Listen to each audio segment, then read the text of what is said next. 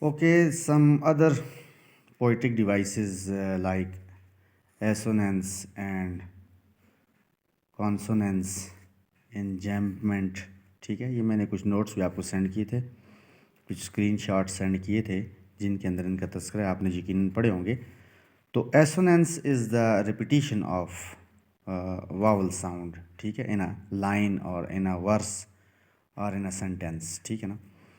जिस तरह एसोनेंस जो है, इसमें वावल ओ जो है वो क्या हुआ है, रिपीट हुआ है. लाइन नंबर 14 के अंदर आप देख सकते हैं. सो में ओ आ रहा है, बॉय में ओ आ रहा है, डोंट में ओ आ रहा है, यू में ओ आ रहा है. ठीक है ना. तो सो boy don't U turn back, तो इसको हम कहते हैं, इस टेक्निक को हम कहते हैं एसोनेंस, जिसके अंदर किसी वावल साउंड को जो है वो बार बार रिपीट किया जाता है. और ये एक स्मूथनेस हासिल करने के लिए पोएम के अंदर, या एक क्या कहना चाहिए कि मेलोडियस पन लाने के लिए, म्यूज़िकलिटी लाने के लिए ये टेक्निक इस्तेमाल होती है. इस तरह से कॉन्सोनेंस है, इसका अपोजिट है टोटली. एसोनेंस के अंदर वावल साउंड की रिपीटिशन है, तो कॉन्सोनेंस के अंदर जो है कॉन्सोनेंट साउंड, नाम से ज़ाहिर है. कॉन्सोनेंस है तो कॉन्सोनेंट साउंड, यानी जो वावल के अलावा जो लेटर्स होते हैं, ए ई आई ओ यू के अलावा जो लेटर्स होते हैं, उनकी जो रिपीटिशन किसी सेंटेंस या लाइन के अंदर, लाइक जिस तरह यहाँ पे रीच इन एन साउंड है, लैंड इन एन साउंड है. ठीक है. और इसी तरीके से लाइन 13 के अंदर आप देखें वेयर देयर, तो आर जो है वो कॉन्सोनेंट है, तो इसका रिपीटिशन नज़र आ रहा है. वेयर में आर है एंड देयर में आर है. इसी तरीके से सेम लाइन के अंदर एंड लाइट, दोनों में टी का रिपीटिशन है. ठीक है. तो टी भी कॉन्सोनेंट है, आर भी कॉन्सोनेंट है. This technique is called consonance. ठीक है. सो आई होप कि एसोनेंस एंड कॉन्सोनेंस आपको क्लियर है. नोट्स जो मैंने स्क्रीन शॉट सेंड किए आप उनको भी पढ़ सकते हैं, फॉलो कर सकते हैं. इसी तरह से एन्जैम्पमेंट को भी जो है वो यहाँ पे इस पोएम के अंदर जो है यूज़ किया है इसने, लैंगस्टन ह्यूज़ ने. और एन्जैम्पमेंट क्या है कि the continuity of thoughts from one verse और from one line to another. ठीक है ना.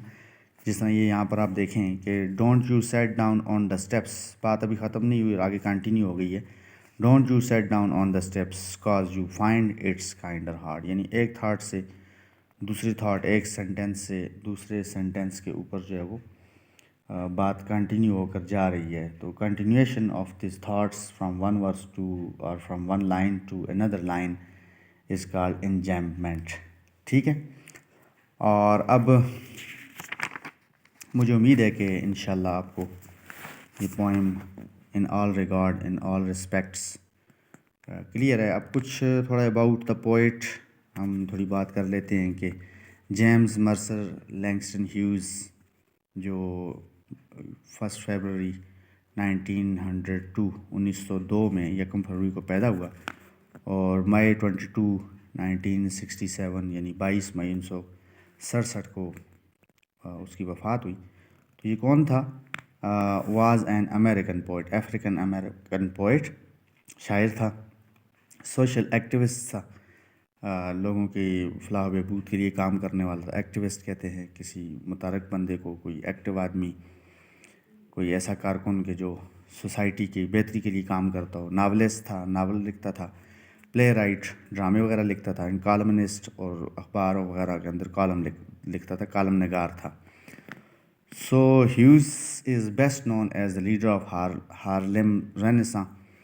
तो हार्लेम तो ये अमेरिका के अंदर एक रियासत है, और रेनेसां का मतलब होता है रिन्यूअल, किसी चीज़ को दोबारा से जला बख्शना, किसी चीज़ को दोबारा से रिवाइव करना. तो हार्लेम रेनेसां जो है एक रेवोल्यूशनरी, एक क्या थी, तहरीक थी कि जिसका ये सरबराह रहा है, जो स्याह फाम लोग थे उनकी बेहतरी के लिए या उनके हकूक़ के लिए कोई स्ट्रगल है. ठीक है. His work first published in 1921, पहली दफ़ा इसकी जो पब्लिश हुई बुक या कोई पोएम तो वो 1921 में थी.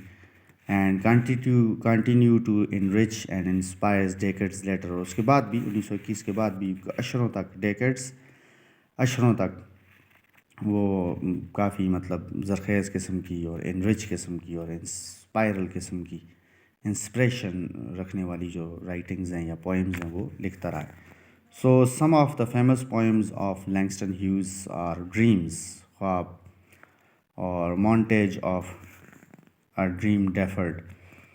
تو ڈریم ڈیفرڈ مطلب کوئی خوابوں کو پوسٹ پون کر لینا یا خوابوں کا تباہ ہو جانا یا ریٹریٹ کر جانا. اینڈ لائف از فائن، یہ بھی اس کی ایک بک ہے یا جو بھی اس کی رائٹنگ ہے. Still here the negro speaks of the reverse.